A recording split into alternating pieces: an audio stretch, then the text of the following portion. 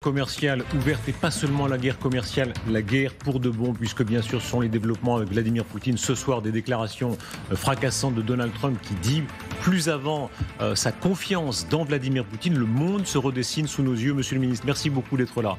Bonsoir. Je le rappelais tout à l'heure, vous avez été ministre de la Défense, ministre des Affaires étrangères. C'est vous qui étiez en poste quand l'Ukraine a été envahie. Petit souvenir, comment est-ce que vous avez appris la nouvelle? C'était le 22 février, c'était il y a 3 ans. Il y avait déjà des prémices antérieures, parce que dès le 21, on avait conscience que la dramatisation s'approchait.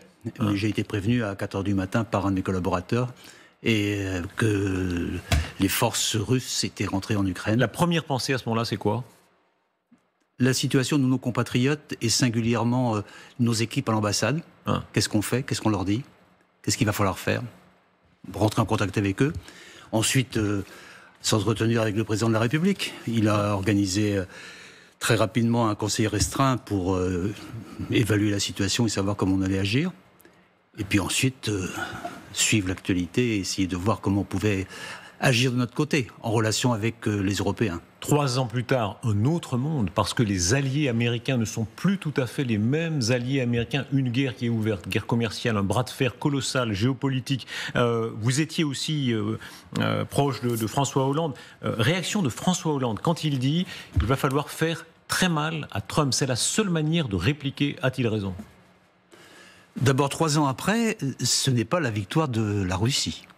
Puisque comme vous rappeliez tout à l'heure les débuts, à ce moment-là, en février 2022, il y avait très peu de gens qui pouvaient penser que 3 ans après, grâce au courage et la dynamique de Zelensky, l'Ukraine tiendrait encore son indépendance et sa souveraineté. Boris Johnson dit méchamment même, certains pensaient, tant mieux, plus vite c'est fait. Il prête ça cette arrière-pensée aux Allemands notamment. Certains pensaient qu'on en avait pour quelques jours, quelques semaines. D'ailleurs, vous savez que les militaires, les officiers russes avaient dans leur bagage la tenue de parade qui devait permettre une belle parade dans les avenues de Kiev. Bref, quand même, l'histoire, le peuple ukrainien, la force collective qu'ils ont représentée, leur résilience, leur courage, tout ça est tout à fait exemplaire. Personne n'aurait pensé cela à ce moment-là. Alors, aujourd'hui, est-ce une douleur pour vous d'entendre le président Trump dire, on va entendre, il se corrige à moitié tout à l'heure, mais enfin dire Zelensky est un dictateur? C'est insupportable. Ça vous choque? Oui, complètement. Qu'est-ce que ça? C'est insupportable et ça montre que finalement l'approche du président Trump à l'égard des Européens et à l'égard de tout ce qui peut éventuellement lui résister est tout à fait caricaturale, voire disproportionnée par rapport aux situations. C'est une mauvaise analyse. Est-ce que ça veut dire, c'était ma question, que François Hollande a raison quand il dit il n'y a que la méthode forte qui marchera face à lui? Oui, il n'y a que le rapport de force. Moi, ce qui me frappe le plus dans ce qui se passe dans la discussion sur l'Ukraine, c'est que le déclaratif de Trump a toujours été « il faut la paix par la force ». Or, celui qu'on prétendait être un très bon négociateur lâche tout avant le début de la négociation. Donc ça va être la paix par la faiblesse. Et c'est Trump qui portera la faiblesse, alors que l'homme fort, ce sera Poutine. Parce que ce que je vous disais tout à l'heure, c'est que le président Trump, lui, est pressé. Il est pressé par l'euphorie de la situation, il est pressé par l'ivresse de ses responsabilités nouvelles, il est pressé parce qu'il y a une espèce d'hubris, il est pressé parce qu'il n'a que 18 mois devant lui, et parce qu'il a une faible majorité et au Sénat et à la Chambre des représentants. Tandis que le président Trump, il a raison de dire, Trump, il n'a pas que Poutine n'a pas changé. Il a tout le temps, il peut rester là jusqu'en 2036. Donc il a ses objectifs, on les connaissait avant 2022. Il avait déjà essayé de les faire passer par un accord et un traité entre l'OTAN et la Russie dès fin 2021. J'étais en responsabilité à ce moment-là. Il veut faire le glacis autour de la Russie. Il veut essayer de retrouver les positions antérieures et il ne changera pas. Aujourd'hui, c'est l'Ukraine, demain, ça sera un autre ou une autre. Quel est son but, puisque vous en parlez? Beaucoup se posent la question. Il y a une sorte de flottement des positions européennes à ce sujet-là. On a beaucoup dit, il y a une menace existentielle, y compris pour l'Europe de l'Ouest. Et il y a une autre partie de nos compatriotes, des compatriotes européens, qui pensent en réalité, il veut reconquérir, comme vous dites, le glacis, et pas davantage. Où est la vérité? Je pense qu'il veut reconquérir un glacis et faire en sorte que les pays voisins, les pays limitrophes de la Russie deviennent des pays neutres. C'est ce qu'il a toujours voulu. C'est ce qu'il a proposé aux alliés en 2021. Redessiner l'Europe. Redessiner l'Europe dans ses engagements de sécurité. Est-ce que Trump est en train de l'aider à ça? Aujourd'hui, ce qu'il y a de totalement nouveau, c'est qu'il y a en préparation, voire même en affirmation, une espèce d'axe Trump-Poutine. Il y a le nouvel axe du monde, c'est Trump-Poutine. Personne n'aurait pu imaginer ça il y a même 2 mois.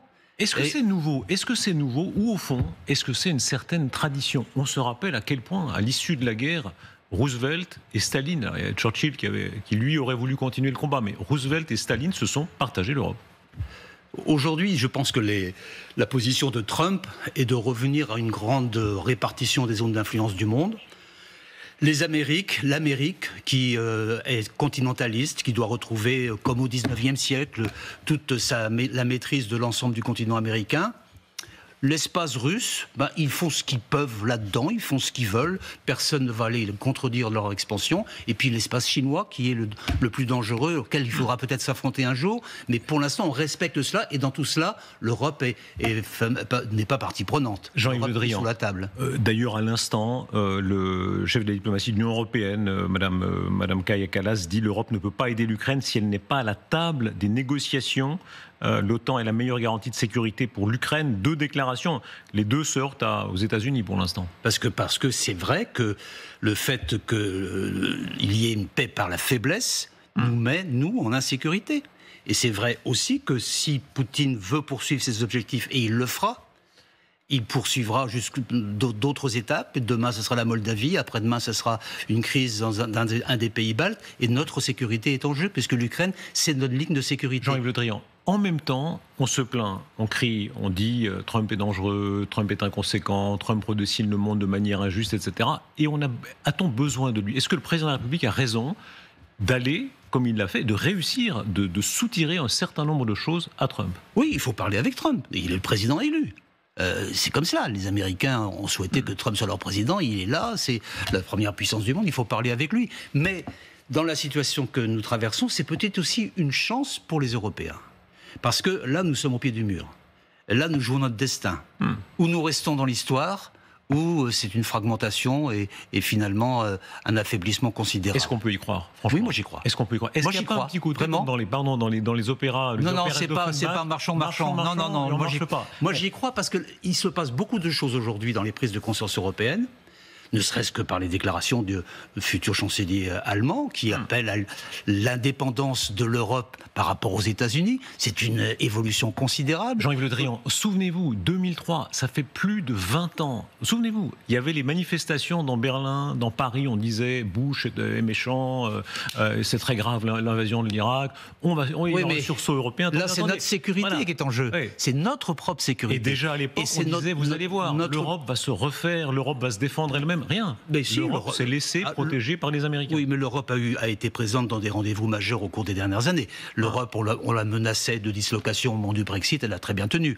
On s'interrogeait sur sa solidité et son unité au moment précisément de la crise ukrainienne, et elle a été au rendez-vous. Bref, là, je pense que c'est à la fois une situation très grave pour nous, parce que notre sécurité est en jeu, mais c'est aussi, je pense, une opportunité et une force pour demain. La réalité n'est jamais noire ou blanche. On voit les subtilités. Et vous êtes un homme de nuances.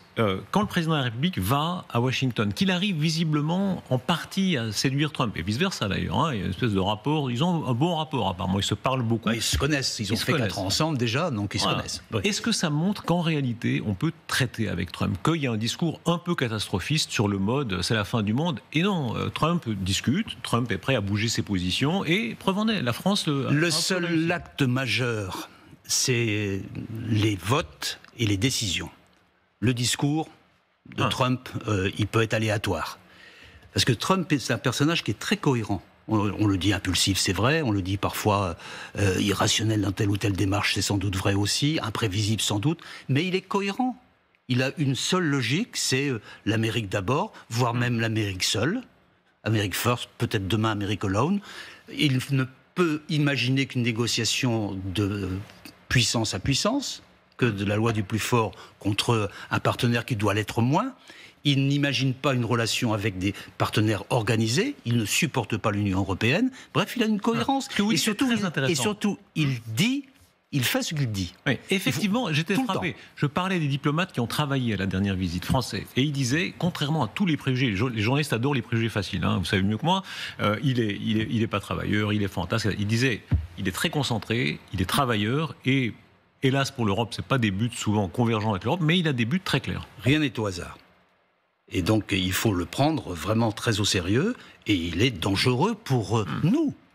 Il est sans doute pas dangereux pour une partie de l'Amérique, mais il est dangereux pour nous, et donc il faut que nous organisions en riposte. Ça veut dire...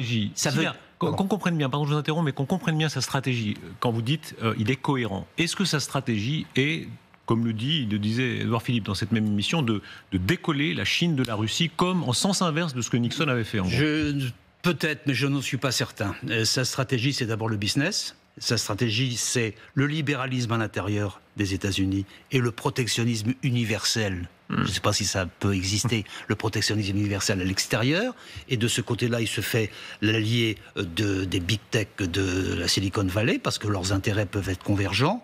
Et tout ce qui peut renforcer la force américaine dans cet espace-là, lui va bien.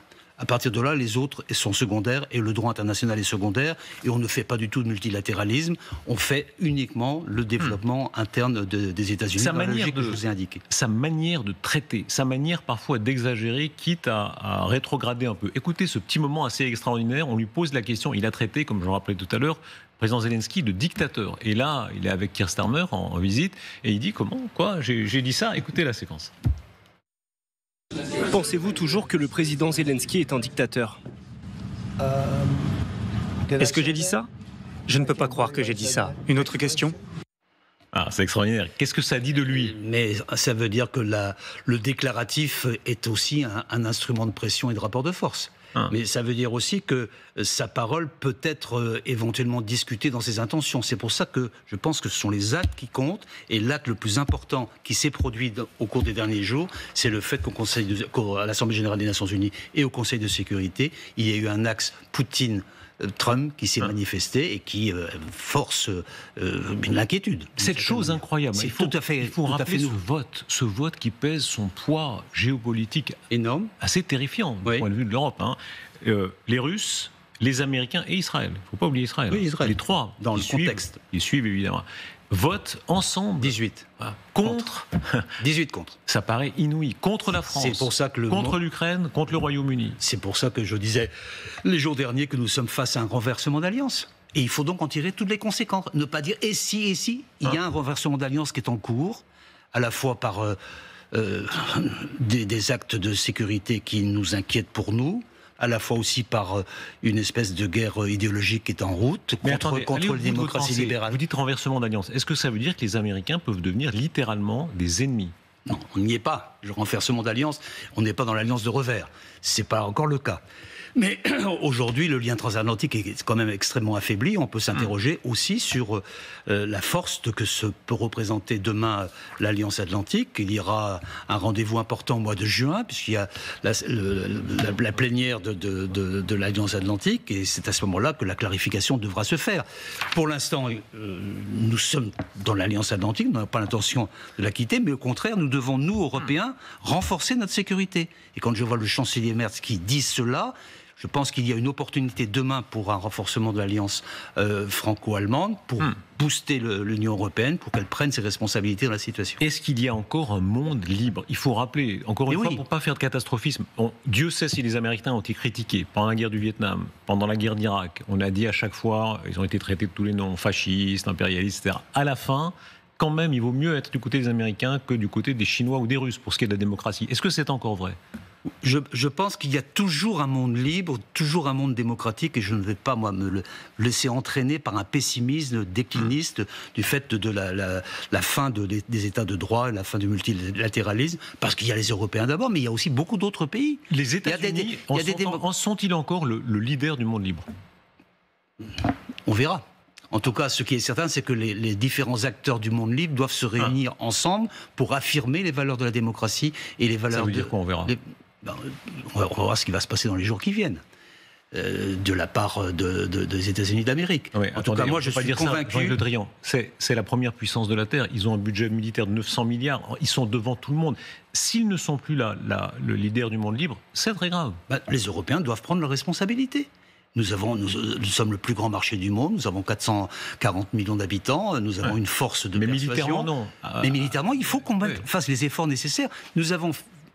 Quand on réunit l'ensemble des budgets des Européens, des budgets militaires des Européens, de l'Union européenne, quand on y rajoute les Britanniques, qui aujourd'hui font le choix de se rapprocher de l'Union européenne, quand on y rajoute les Norvégiens et quelques autres, nous avons une force militaire très importante potentielle, mais il faut qu'on augmente très sensiblement notre engagement militaire et nos engagements financiers en la matière, et qu'on se dote surtout d'une capacité de production d'outils militaires qui soit autonome par rapport aux États-Unis. Est-ce que ça veut dire c'est nécessaire pour demain. Nucléaire? Ça peut, à un moment donné, vouloir dire que la question nucléaire peut se reposer. C'est le chancelier Merz, je suis très prudent, c'est un sujet sur lequel il faut être très prudent. Le futur chancelier Merz a fait des déclarations à cet égard qui sont intéressantes. Je vous rappelle qu'à plusieurs reprises, les présidents français, ça a même commencé sous François Mitterrand, puisqu'il a eu sur le sujet des discussions avec le chancelier Kohl, sur la notion d'intérêts vitaux. La force nucléaire française, c'est notre force, a comme mission d'assurer la sécurité de nos intérêts vitaux. Où commence-t-il ? Et les chefs d'État, le président Macron, le président Hollande, le président Sarkozy, ont à plusieurs reprises dit les intérêts vitaux de la France ont une dimension européenne. Donc aujourd'hui, la question de la protection de l'arme nucléaire au-delà du territoire national peut se poser, à condition qu'on en parle. Il n'est pas question de partager l'arme nucléaire. Il est question de se dire, est-ce que l'arme nucléaire peut aussi nous sécuriser globalement ? On est ici bien tranquille dans un studio à Paris, mais si nous étions estoniens, si nous étions lituaniens, c'est pas suffisant. C'est déjà très important d'avoir cette sécurité. Ça veut dire quoi ? Si demain des chars russes entrent à Vilnius, la France considère que la protection nucléaire les englobe ? C'est pas mécanique, vous le savez très bien. La responsabilité du chef de l'État est à ce moment-là essentielle. C'est lui qui doit jouer. Est-ce que c'est la limite profonde de l'Europe ? Un habitant de Chicago, un habitant de Détroit, un habitant de San Francisco sait très bien que si sa ville était attaquée, le parapluie nucléaire américain défendrait sa ville. Excusez-moi, je vais aller jusqu'au bout de ma pensée. Cette vérité-là n'existe pas pour un habitant de l'Estonie qui se voit menacé par une intrusion russe. La question de la solidarité des Européens entre eux se posera. Elle se posera en termes militaires. Et Monsieur le ministre, vous savez très bien que la question se posera n'est pas suffisante. C'est pas ça. On le pose en situation. Quand on est défendu, à 100%. Quand on est estonien, on sait maintenant qu'on n'a plus les Américains. Ouais. Voilà. C'est fini ça ? Au moins on s'interroge. Aujourd'hui, on ne peut que s'interroger. Quand on voit l'axe Poutine-Trump se manifester, se renforcer, y compris aujourd'hui, quand on est estonien, on se dit heureusement qu'il y a l'Europe. Allez, cas d'école, on va recevoir dans quelques instants Hubert Védrine, Gérard Haraud, qui vous aime beaucoup, et c'est réciproque. Il a raison. Dit toujours, si demain les Estoniens sont attaqués, les Américains ne les aideront pas. Est-ce que c'est le fond de votre pensée aussi ? C'est une question que l'on peut se poser maintenant dans la nouvelle configuration mondiale que l'on connaît, avec l'axe Trump-Poutine. Et donc, du coup, les Estoniens sont en mesure de s'interroger sur la solidité de l'Alliance. Du coup, il y a un doute. Et dans le doute, il faut renforcer la force collective militaire européenne. C'est ça qui est devant nous. Écoutez, vous avez raison de souligner ça. L'axe Poutine-Trump, ce soir... Je dis l'axe Poutine-Trump, je le dis depuis aujourd'hui seulement. Voilà. Mais c'est l'axe Poutine-Trump. Et la déclaration, effectivement, qu'on va entendre l'illustre. Autant Trump a des mots sévères, ou même quand il recule un peu concernant Zelensky, autant sur Poutine, Trump parle de confiance. Je pense qu'il tiendra parole. Je le connais depuis longtemps et je ne crois pas qu'il trahira sa parole. Je ne pense pas qu'il fera machine arrière. Quand on passe un accord avec lui, cet accord se fait.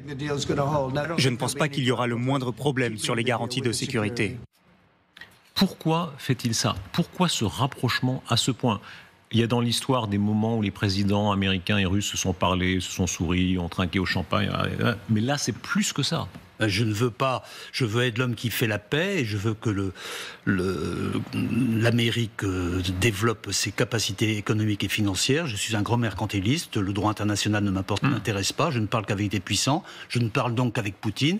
Et je considère que Poutine est un homme en qui je peux faire confiance. Mais il y a un petit problème qui se pose. Parce que lorsque le président Macron s'est rendu aux États-Unis les jours derniers, le même président Trump lui a dit, mais sur les garanties de sécurité dont l'Ukraine doit pouvoir bénéficier, Poutine est d'accord pour que ce soit les forces européennes. Et le lendemain, il y avait un communiqué contraire.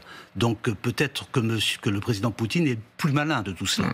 Moi, ce que je crains, c'est demain, si les négociations se font sur le dos de l'Ukraine, sans les Européens, c'est que la lenteur, mais la capacité de joueur d'échecs de Vladimir Poutine domine le président Trump, qui est trop rapide, trop actif, trop intempestif dans le moment. Vous parliez tout à l'heure de la cohérence de Trump. Est-ce que le fond de sa pensée est que les empires ont droit à des marches, ont droit à des zones d'influence? C'est ce que je disais tout à l'heure. L'Ukraine, donc, pour lui, c'est la zone d'influence? C'est la zone d'influence russe. Après, il y a la zone d'influence chinoise. Et puis, au milieu de tout ça, il y a une Europe dont on ne tient absolument pas compte parce qu'elle n'est pas une puissance unie pour l'instant. Est-ce que cette opinion est en train de revenir? C'est celle des nationalistes. Alors, ils baissaient un peu le ton parce que pendant la guerre d'Ukraine, c'était pas très populaire de le dire, mais un certain nombre de responsables politiques français, très à droite ou très à gauche notamment, qui ont soutenu très longtemps ça, que la Russie, au fond, avait droit à une forme de zone d'influence. Le choix qui leur est posé, c'est celui de notre sécurité et c'est le choix de la démocratie. C'est tout l'enjeu du moment.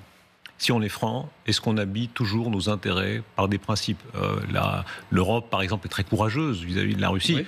Vis-à-vis de la Chine, on ne peut pas dire qu'elle le soit extrêmement. Oui, mais la Chine n'a pas agressé nos voisins pour l'instant. Ouais. Donc nous sommes là aussi devant nos propres intérêts de sécurité. Est-ce que ça veut dire que la vie d'un Ouïghour pèse moins à vos yeux que la vie d'un Ukrainien? Sur la vie d'un Ouïghour, on a eu des déclarations extrêmement fermes.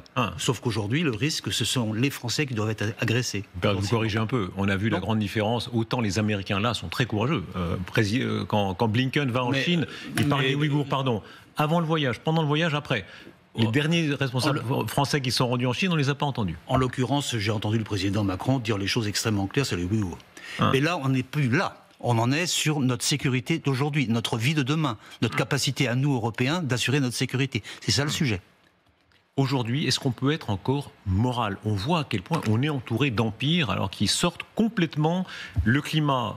Trump dit arnaque verte. Poutine, sur le climat, je ne sais même pas ce qu'il dit très exactement. Les Chinois font quelques efforts, il faut leur laisser. Mais enfin, en réalité, l'Europe, qui est si vertueuse pour les droits humains, pour l'écologie, etc., est-elle dépassée? L'Europe doit défendre ses intérêts. Je pense qu'elle le fait. Il faut qu'elle le fasse encore davantage demain. J'ai parlé de la partie sécuritaire, mais aussi en matière commerciale.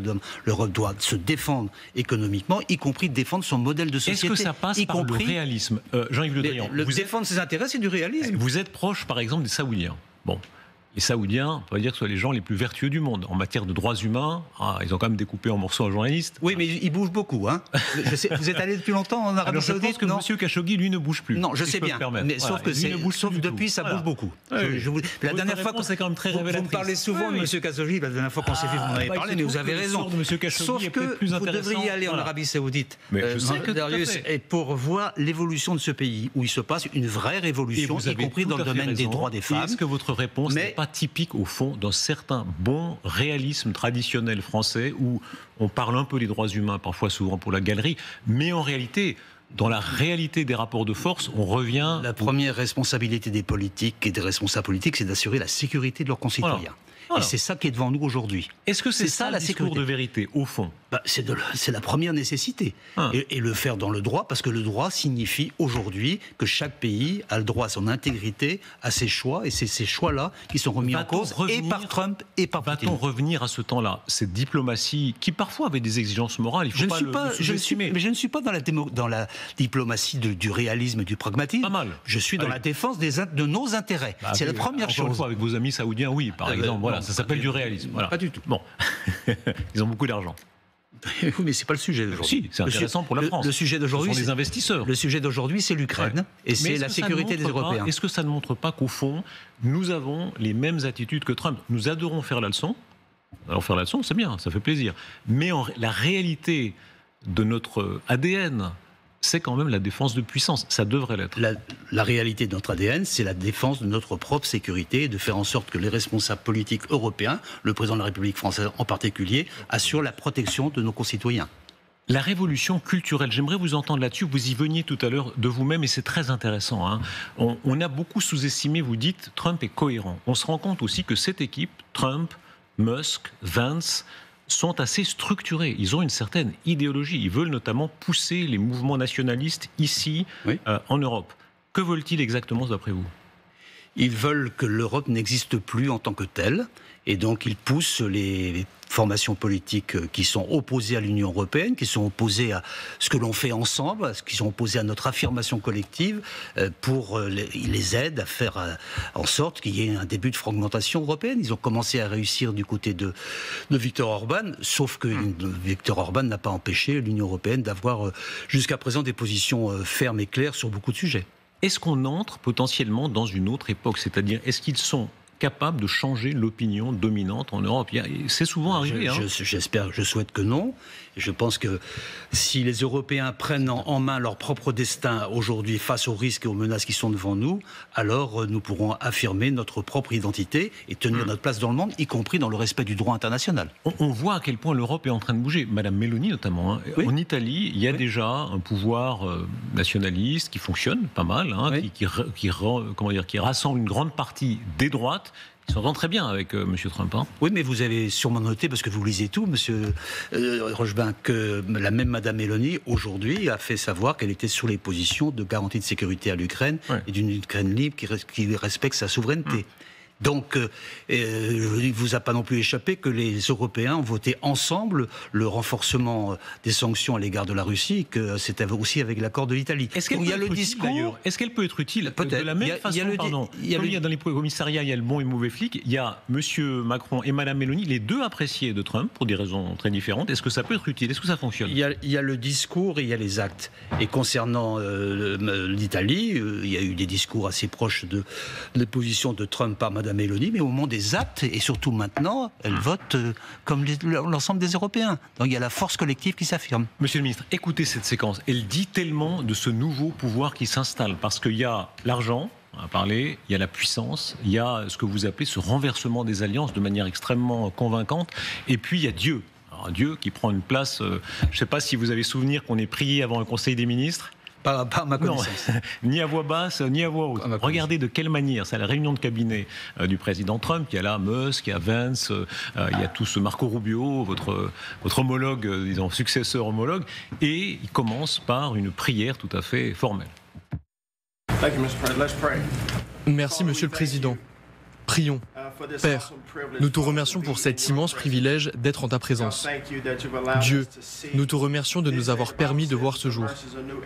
La Bible dit que tes miséricordes sont nouvelles chaque matin, et Dieu le Père, nous te donnons la gloire et l'honneur. Merci, Dieu, pour le président Trump. Merci. Pour le président Trump, merci de nous avoir nommés. Père Dieu, merci de nous joindre pour faire ce travail. Et Seigneur Dieu, aujourd'hui, au cours de notre réunion, nous prions pour que tu sois glorifié dans notre conversation. Au nom de Jésus, Amen.